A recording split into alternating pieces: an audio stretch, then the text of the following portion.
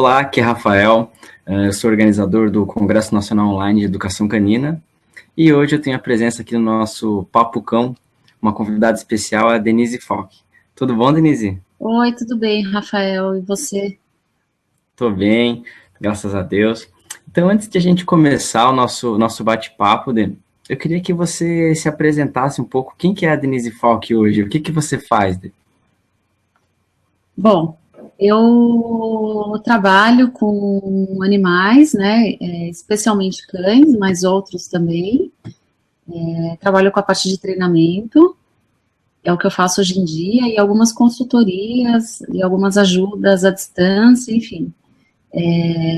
Mas meu trabalho essencialmente é com cães com problemas de comportamento, assim, esse é o que mais acontece no meu dia a dia, é alguém pedindo um socorro porque está com algum problema com o cão em casa, precisa de ajuda, porque às vezes a pessoa está numa localidade que não tem ninguém para ajudar, me manda um e-mail, me manda uma mensagem, Denise, por favor, me ajuda. Então, assim, algumas ajudas presenciais, enfim. Mas todo o meu tempo hoje é dedicado a ajudar as pessoas que os animais têm algum problema e uma grande quantidade de cães, isso sem dúvida. Você falou outros animais. Tem algum animal totalmente exótico, talvez, que você tenha treinado e que tem um comportamento totalmente diferenciado, mais por questão de curiosidade mesmo? Bom, cães e gatos eu tiro da lista porque esses são mais comuns. Alguns gatos, cães. Recentemente trabalhei com alguns pinguins, mas não que eles estivessem com comportamento, tendo mau comportamento ou com algum problema de comportamento, mas foi um trabalho que envolvia o conhecimento de comportamento, porque foi uma situação onde tinha necessidade de fazer ninhos para alguns pinguins dentro de um recinto, de um zoológico, e tinha que ter uma certa ideia de como esses pinguins se comportavam com relação ao ninho, né, o que eles gostavam, que textura que era mais agradável, onde que eles gostavam de pisar, como que era o comportamento reprodutivo, para que eles usavam o ninho, e etc. Então foi um trabalho muito recente e que tinha um pouco a ver com comportamento, no sentido de que todo o manejo do espaço físico desse animal tinha que prever o comportamento reprodutivo dele, o comportamento alimentar, enfim, tudo aquilo que ele desenvolvia como que ele manifestava como comportamentos, né? Então, assim, é uma coisa recente essa, e foi muito diferente, porque pinguim é um animal que eu nunca imaginei que eu fosse fazer qualquer tipo de trabalho com pinguim. Interessante. Eu lembro que, até na época do Conoec, você argumentou que estava até resfriada devido a esse trabalho, porque era muito frio onde vocês estavam trabalhando nos ninhos. Muito frio. E no final deu certo? Eles aceitaram bem o ninho? Aceitaram. No final deu certo, os pinguins foram transportados para esse novo recinto e era um recinto bem legal, grande, assim, com outras condições que atendiam super bem as necessidades dos pinguins. Então foi bem legal, foi divertido. Que bacana. E Me deu tudo um em pouco cima. de resfriado, mas foi divertido. Ah, legal. E tudo em cima daquela sistemática que você falou, que você é muito sistemática, né, na sua palestra. Eu lembro que você falou. E realmente isso amplia as chances de sucesso, né? Só recapitulando um pouco a palestra que eu achei muito interessante também. Minha forma de trabalho, eu sou mais metódica, assim, eu gosto de ter as coisas mais organizadas previamente, ter uma ideia de que para onde pode caminhar. Quer dizer, quando você trabalha com comportamento, é muito difícil você prever o que vai acontecer, qual é o seu próximo passo. Mas você tem algumas variáveis que não deve fugir muito disso. É uma condição normal. É claro que quando a gente está falando de um animal que está manifestando comportamentos dentro de uma certa naturalidade, dentro daquilo que você espera que esse animal manifeste, que seja um comportamento natural dele, da espécie dele. Se você tem um animal com algum tipo de patologia, uma enfermidade ou algum transtorno, enfim, é claro que esses comportamentos, as respostas podem ser muito diferentes. Então, quando eu trabalho com a parte do comportamento, eu estou sempre pensando naquilo que é normal, né, naquilo que é mais ou menos previsível, e nunca naquilo que é um comportamento anormal. Então, se alguma coisa vem para mim de uma maneira muito incomum, daí eu levanto aquele meu sinalzinho de suspeita de que alguma coisa pode estar muito errada. Mas se não, tem algumas variáveis e eu sei que não pode fugir muito daquilo. Então, tudo que eu trabalho, tudo que eu faço, tem muito a ver com isso. Nesse caso dos pinguins, foi um pouco diferente, e foi um trabalho muito enriquecedor para mim, porque esse trabalho, ele visa muito como o animal se relaciona com o seu ambiente. Então, é muito difícil você ser muito organizado nessa situação. Porque o que acontece? Quando você pega as pedrinhas para colocar ali, na hora você tem que olhar e falar, não, mas eu acho que essas pedrinhas são muito pequenas, de repente pode incomodar na hora de pisar, tem deles que não gostam de pisar em pedrinha, não sei, tudo isso você tem que ver na hora. Se a pedrinha está muito pequena ou se a pedra está muito grande, porque se está muito grande pode incomodar, né? É um tipo de um cascalho que coloca, aí você tem ramas, plantinhas que coloca, então tem que ver se as plantinhas não estão, de repente, tem muito galho, e se o galho não incomoda, porque se o animal vai usar aquele ninho quando ele está num momento reprodutivo, então será que aquela textura está adequada? Mas isso tudo você tem que ver na hora, porque você tem toda uma especificação que é pedida, e tudo aquilo vem dentro daquela especificação, mas a hora que você põe, você tem que um pouco se colocar no lugar do animal, pôr a mão, pisar no lugar, sabe, assim. E outra coisa é ver se os materiais que você está trabalhando, se tudo aquilo é atóxico, ou se aquilo pode trazer alguma toxicidade para o ambiente, ou se de repente aquela estrutura que foi feita com telas de arame por dentro, revestido de um tipo de argila ou de um outro material, se aquilo corre o risco de, na movimentação dos animais, ou aqui, que é uma região de terremoto, né, se numa movimentação telúrica, se aquilo pode desgrudar e os arames ficarem expostos, você pode ter uma ponta de arame, se aquilo pode machucar o animal, quer dizer, você tem 1000 coisas que você vai olhando ali, e vendo aonde aquilo interfere com o comportamento, com a saúde, né, o próprio formato, qual que como que ele está localizado em relação ao sol, ao momento em que o sol nasce, ao momento em que o sol se põe, se aquilo interfere no comportamento do animal, se vai fazer com que ele fique mais tempo lá dentro ou menos tempo lá dentro. Então, quer dizer, são coisas que você tem que ter em mente, que elas acontecem e que elas são importantes quando você está lidando com o comportamento de um animal, e que na hora você tem que, muitas vezes, decidir por mudar tudo aquilo que você tinha meio que planejado. Então, nesse momento, o teu planejamento, ele não funciona muito. É a hora de replanejar. Exatamente.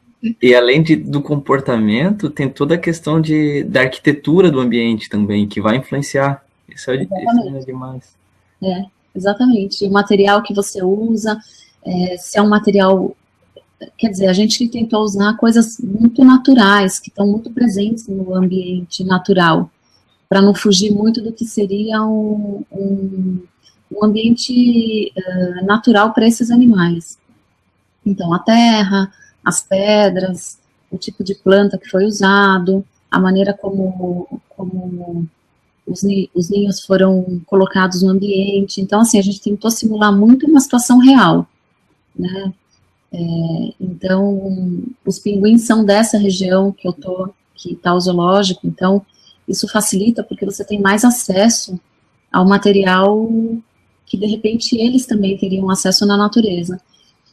Mas, assim, existem variáveis que só na hora você decide, então trabalhar com comportamento requer você, de repente, ter que fazer muitas perguntas, ler muita coisa e tentar muito se colocar na situação daquele animal. Ver, de repente, como ele se sentiria. É divertido. Eu nunca pensei muito como um pinguim se sentiria, né? Mas é bacana. Foi um trabalho de quanto tempo, Denise? Não foi de muito tempo, porque era uma movimentação muito rápida. Esse ambiente, ele tinha sido feito para um outro animal que também tinha um requerimento muito parecido com o pinguim, em termos de temperatura, de ambiente, necessidade de água e tudo isso. Então, a gente já tinha um ambiente que estava, de certa forma, construído para um animal com essa exigência, com esse nível de exigência. Então, a gente trabalhou duro ali umas 2 semanas, mas foi um trabalho de muita gente, todo dia trabalhando e etc. Então, para fazer acontecer rápido, para construir todos os ninhos, foram vários ninhos, acho que devia ter uns entre 10 e 15 ninhos. Então, mas tudo pensado dessa forma. E o que acontece é que algumas pessoas têm que conseguir olhar para isso desse jeito, enquanto outras pessoas vão olhar com um olhar diferente, e outros vão ter outra visão. Então você tem um grupo de pessoas trabalhando, e cada pessoa ali tem um olhar diferente sobre o mesmo ambiente. Né? Então isso que é enriquecedor, porque eu trabalho com comportamento, e eu tenho um foco muito grande na parte de bem-estar. Uma outra pessoa trabalha com o material em si, aí você tinha um arquiteto envolvido, então, assim, de repente o arquiteto falava, vamos fazer assim, aí você falava, não, mas se a gente fizer assim, não vai funcionar para isso, porque se o animal tem que se abaixar para entrar, será que funciona para ele, um ninho onde ele tem que abaixar o corpo inteiro para entrar dentro do ninho, né? Ou será que funciona um ninho que está muito aberto? Então, tudo isso vai sendo conversado com todo mundo que faz parte do projeto, e em algum momento você chega aí um denominador comum que funciona.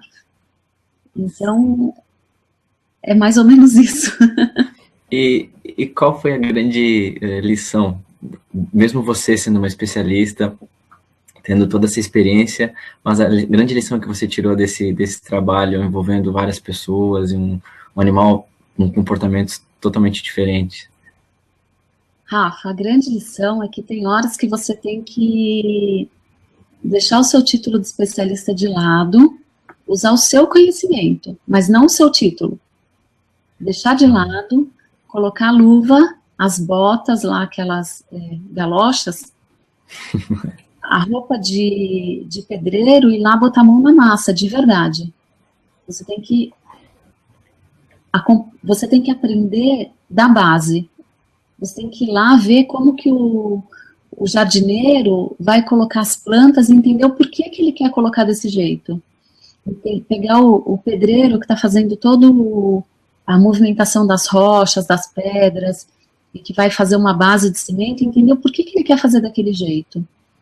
Então, tem horas que você tem que ir lá viver essa realidade. Não adianta chegar com a coisa pronta e dizer, então vamos pôr umas raminhas aqui, assim, e a gente coloca uma florzinha na entrada, sabe? Não, você tem que participar do processo. Então, essa para mim foi uma lição que eu venho tomando há muito tempo, e que esse trabalho me fez entender que não só para o meu trabalho com os cães e com os gatos, na parte de treinamento, de viver o dia a dia, de viver a realidade do treino, as dificuldades, as facilidades, a vida da família, as dificuldades da família, porque ninguém chega para você sem ter tentado nada. A pessoa chega para você porque já tentou muita coisa, muitas vezes, né? Então, isso era uma ideia que eu tinha já trabalhando com os cães e os gatos, e tendo vindo trabalhar com animais completamente diferentes, essa experiência reforçou essa ideia de que você tem que estar em campo, você tem que entender o trabalho de campo, você tem que entender as dificuldades de quem está fazendo o trabalho de campo, entender por que que aquilo é tão difícil para aquela pessoa que está ali, de repente, construindo o jardim, ou construindo, ou arrumando a piscina, ou ajudando você a fazer a estrutura do ninho, a estrutura do próprio arame, como se fosse uma estrutura armada, né, por exemplo, de arame ou de seja lá o que for. Então, alguém vai preparar essa estrutura para você trabalhar. Então, por que para essa pessoa é tão difícil fazer desse jeito, ou é tão fácil fazer assim? Por que ela está fazendo desse jeito? Porque é mais fácil, ou porque, de repente, ela tem alguma outra ideia a respeito disso? Porque tudo isso influencia, como eu te falo, a casinha perfeita, o ninho poderia ser a casinha perfeita que aquela pessoa idealizou naquele livro que ele lê para o neto dele, que tem lá os pinguinzinhos com a casinha perfeita. Então, a pessoa tem uma ideia na cabeça sobre aquilo que você está pedindo. Uhum. Então, você participar disso é muito importante, porque às vezes o que a pessoa tem como perfeito na cabeça dela está longe de ser o perfeito para esse ambiente. Então, fazer parte disso é muito importante.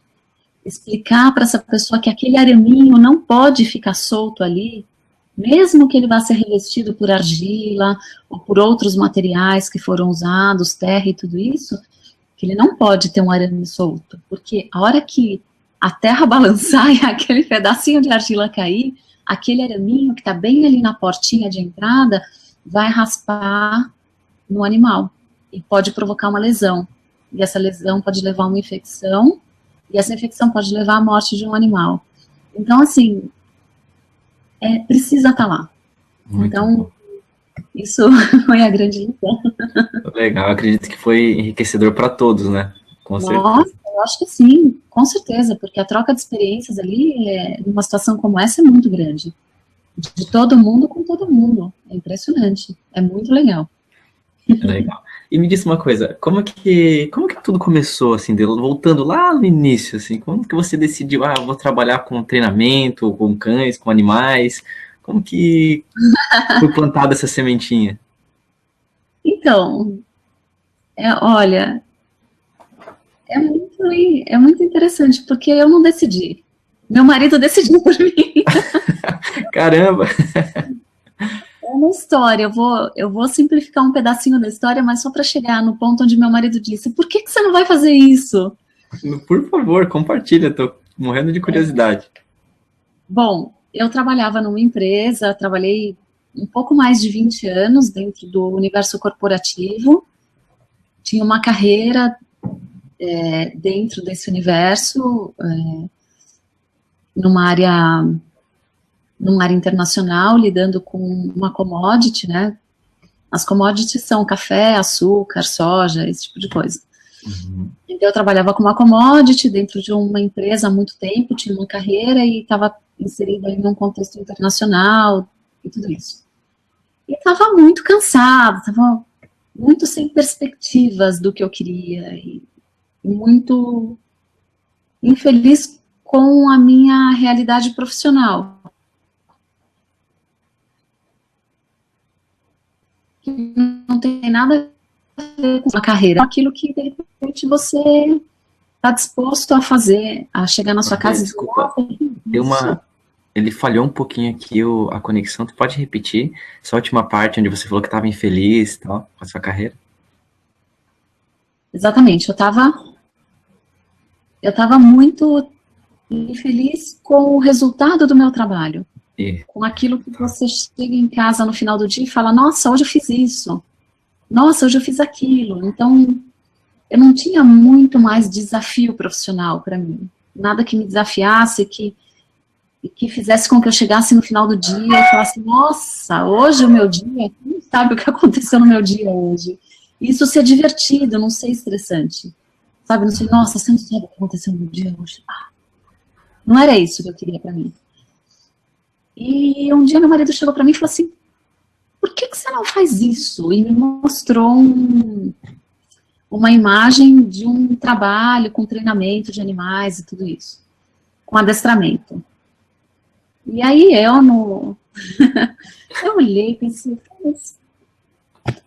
adestramento não tem nada a ver comigo isso. Olha. Por que não? Você gosta de animais, você já foi criadora, eu já tive uma criação de Akitas no passado, fazer isso como hobby. Ele falou, você foi criadora, você adora animais, você tem uma relação super forte com animais, e por que não, de repente, você mudar, virar a mesa e fazer uma coisa completamente diferente da sua vida? E eu fiquei olhando para ele e falei, ele só deve estar bem louco. Deve estar bem louco. Ok, deixei passar. Dali uma semana ele falou de novo, você já foi ver tal coisa? Eu falei, é sério que você está pensando nisso? Eu falei, não, é sério, eu te vejo fazendo isso. Olha. E quando ele falou, eu te vejo fazendo isso, realmente, eu parei para pensar naquilo, porque ele era uma pessoa que me conhece super bem, e ele consegue me ver fazendo isso, então eu tenho que dar um crédito para o que ele está falando. Porque, de repente, eu estou tão envolvida dentro do meu tédio organizacional, corporativo, que eu posso não estar conseguindo enxergar uma oportunidade que está aqui na minha frente. E, de repente, uma outra pessoa que convive comigo todos os dias, que sabe muito de mim, da minha vida, de como eu sou, está conseguindo enxergar e está me falando, olha para isso. E eu decidi ir atrás. Já deve ter uns 10 anos. Ou quase 10 anos, ou caminhando por 10 anos. E, de repente, eu me vi envolvida aí nessa profissão de adestradora, que foi muito novo para mim, muito novo. E trouxe um mundo de desafios, assim, novos, absolutamente novos, de uma coisa que eu nunca tinha feito na minha vida. Imagino. Que não tinha fuso horário, que não tinha nada. E, enfim, esse universo se abriu para mim. E eu comecei a adestrar os animais e comecei a gostar daquilo que eu estava fazendo. E comecei a pensar que era um universo muito maior também do que aquilo que eu estava vendo.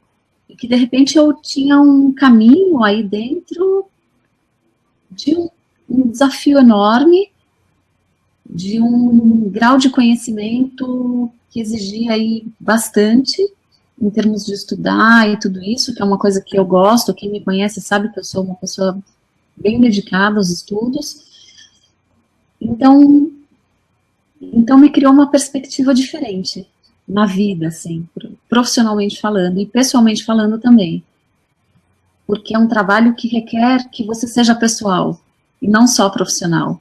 Ao contrário de tudo que eu já tinha vivido na minha vida, onde você como pessoa não importa, importa você como profissional, de repente eu estava envolvida num trabalho que você como pessoa também importa. A maneira como você enxerga o outro importa.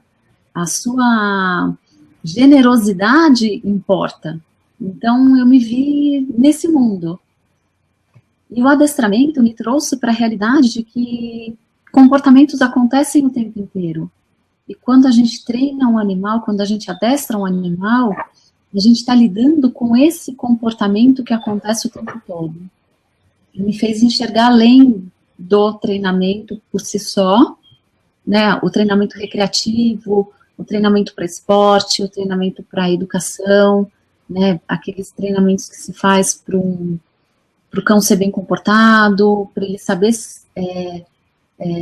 das boas maneiras, né, ele saber receber as visitas em casa, ele saber que ele não pode fazer xixi no tapete persa da casa, ou seja lá onde for. No piano.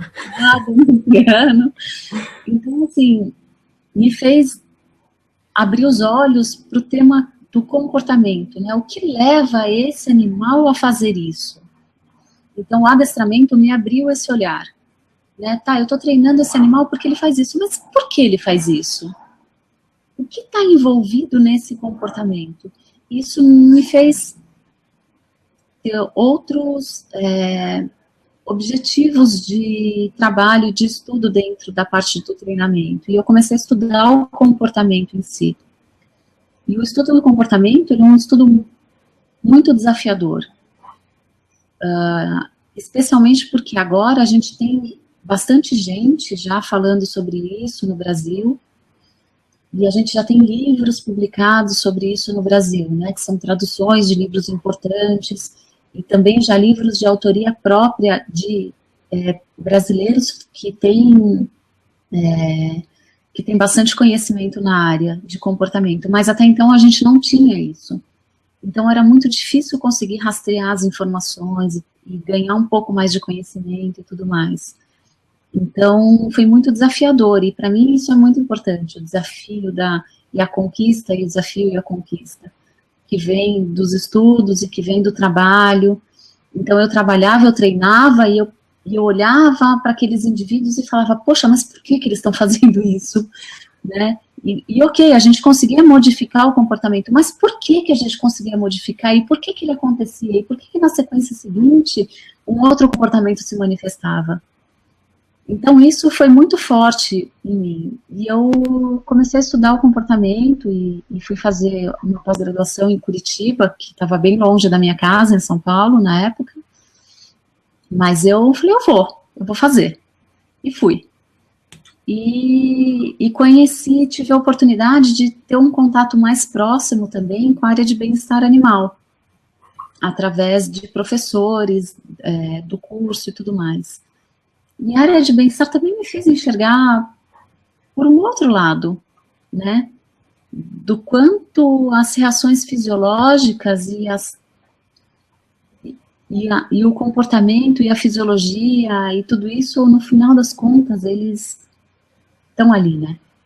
Eu lembro até hoje um professor de genética, que é uma matéria para mim bem difícil, ele falou assim, que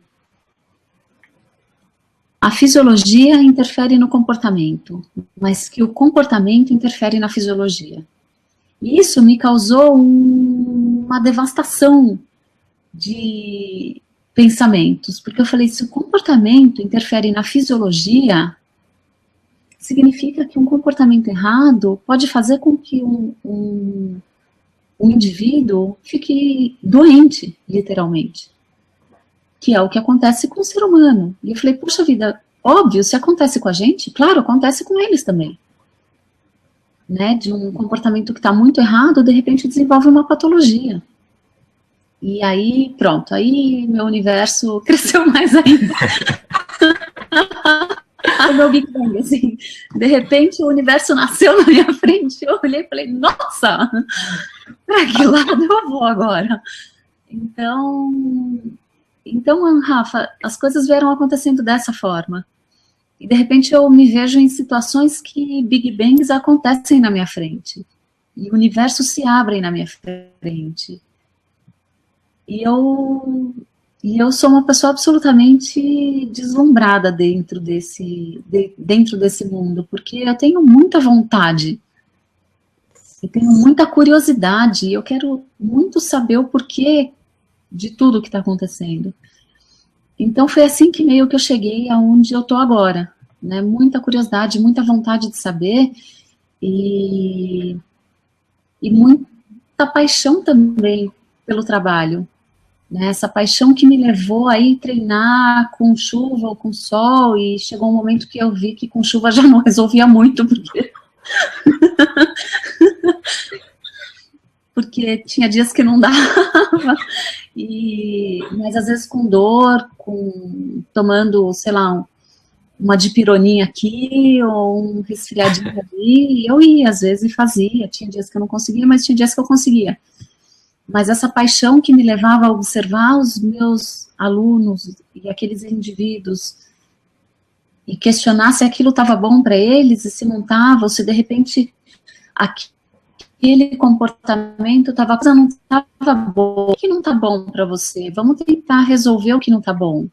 E aí eu conversava com aquele tutor e ele falava para mim, Denise, mas sabe o que é? Porque eu não consigo fazer desse jeito. Eu falava, mas então como você consegue?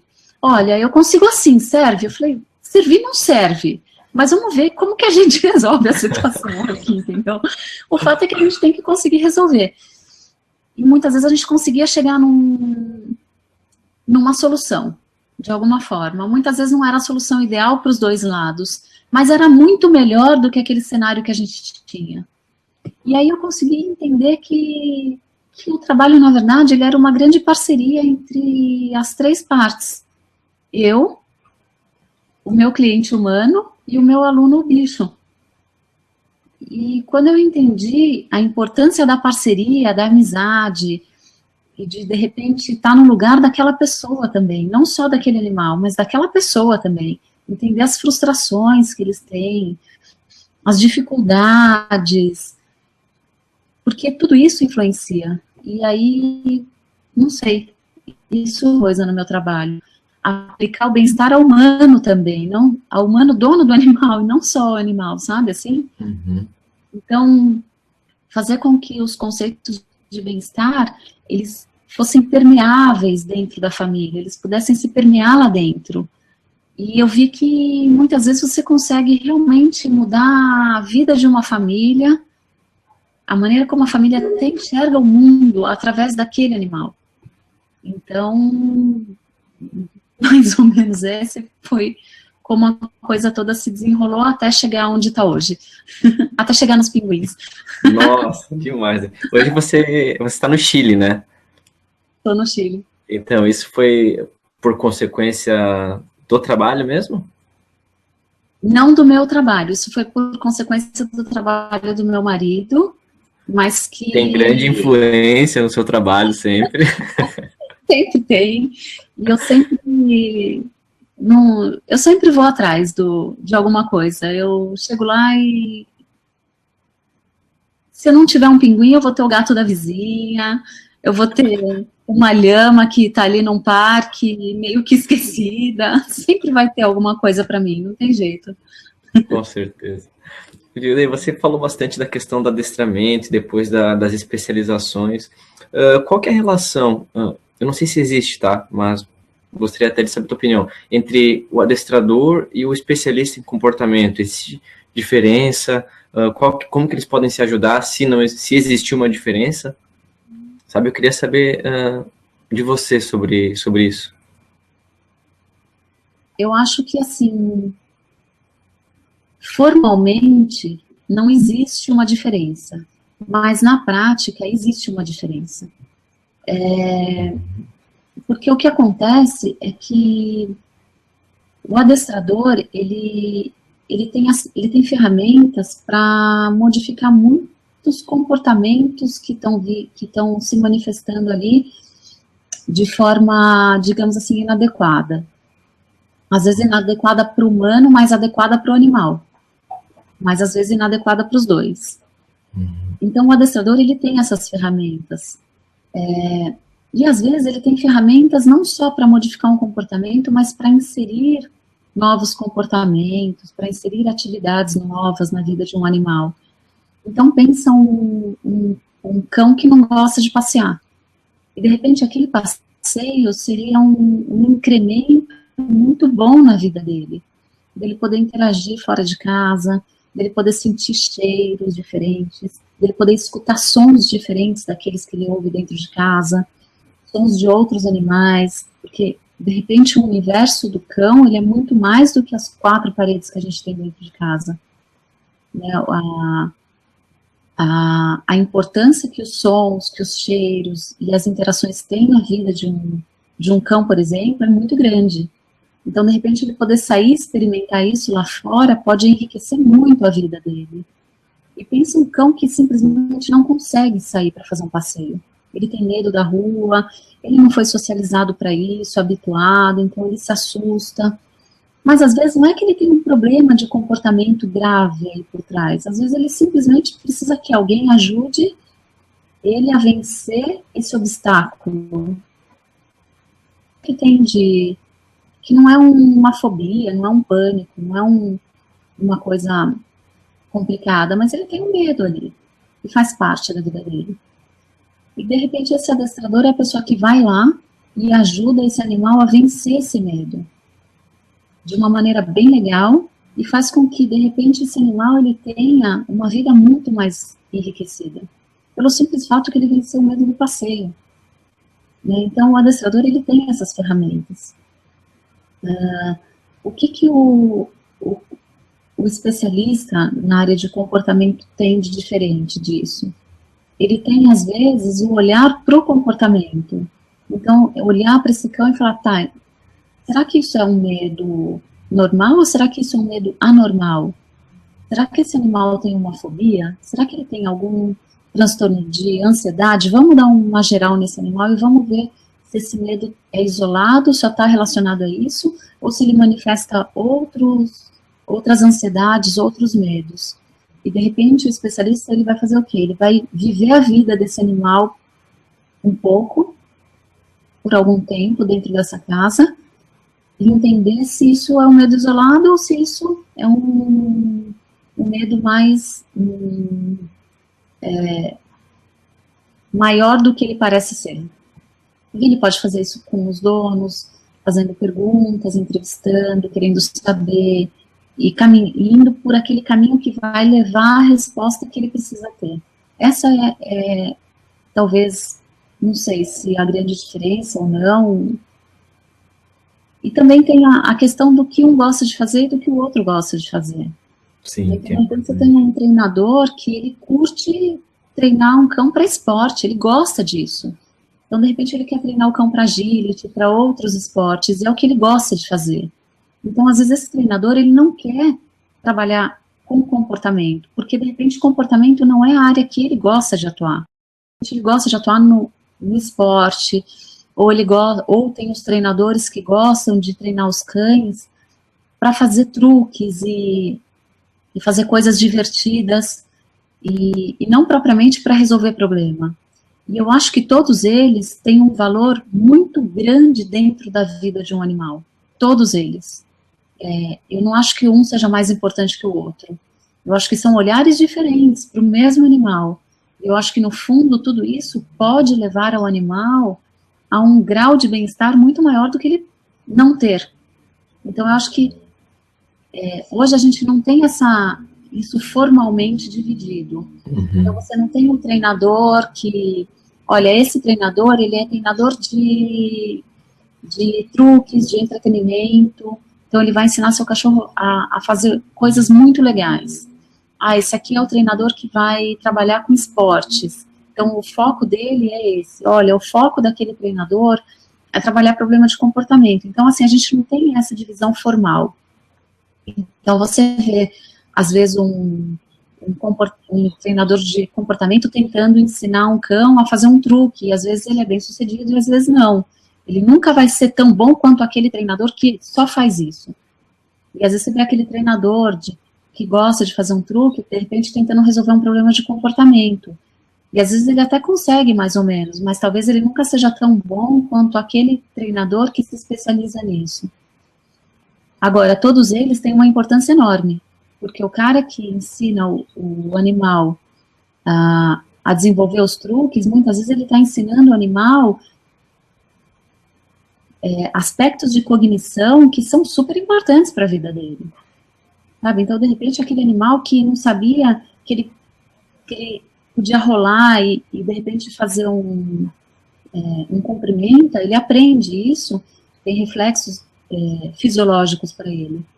Né, um cão, sei lá, que faz um comprimento super bem, e que não sei o que, ele pode estar desenvolvendo toda uma musculatura super importante para o equilíbrio dele, super importante para as articulações dele, e de repente esse animal é um animal que lá no futuro vai ter uma displasia, só que ele tem todo um grupo muscular muito mais bem trabalhado, então ele pode lidar muito melhor com a doença dele na velhice. Então, assim, você entende que ninguém é mais importante que ninguém. Só que são olhares diferentes, eu acho que todos eles são importantes. E eu acho que falta que todos consigam se enxergar com essa importância. Não, o meu trabalho é esse, eu gosto de fazer isso, e o meu trabalho é tão importante quanto o de todo mundo. Porque cada um vai incrementar a vida desse animal de uma forma que o outro talvez não possa fazer tão bem. Então é assim que eu enxergo não enxergo tanto como diferenças, mas como olhares. Eu acho que são olhares diferentes. Perfeito. Adorei esse ponto de vista, Adê, adorei mesmo. Então, para a gente encerrar, para não estender muito, eu gostaria que você desse um conselho para as pessoas que têm essa paixão também e têm interesse em, de repente, entrar nessa área de comportamento. Qual que seria o conselho da Denise? Bom, para comportamento, especificamente falando, é uma área desafiadora, como todas são. Requer realmente você querer estudar o tema, os temas relacionados, se envolver nos cursos, conviver com pessoas, com outros treinadores da área de comportamento, ou com outros consultores, pessoas que trabalham com isso, de repente conviver um pouco, conversar, saber como que cada um desenvolve o trabalho dentro da sua profissão, né, porque comportamento não é só treinador, você tem veterinário, você tem, né, profissões aí que se interrelacionam, entender como que cada um faz isso, quais são as motivações de cada um, de repente, e eu acho que procurar o seu próprio caminho dentro disso, estudar muito, conversar muito, ter bons relacionamentos e tentar. Eu acho que tentar é tudo. Se envolver é tudo, tentar, de repente, se não for o que a pessoa, se daqui a algum tempo a pessoa decidir que não é bem isso que ela quer, mas ela teve essa experiência, ela experimentou e ela pôde, por conta própria, decidir para que caminho está indo. Então, eu acho que tem que tentar. Esse é o meu conselho. Dê, muito obrigado por você disponibilizar o teu tempo para compartilhar um pouco da tua história, das tuas experiências conosco. E eu quero agradecer em nome do Conec, do Papo Cão. E quem sabe a gente conversa novamente num próximo Papo Cão, tá bom? Um abração, Dê. Muito obrigado. Bem. Tchau, Dê. Tchau.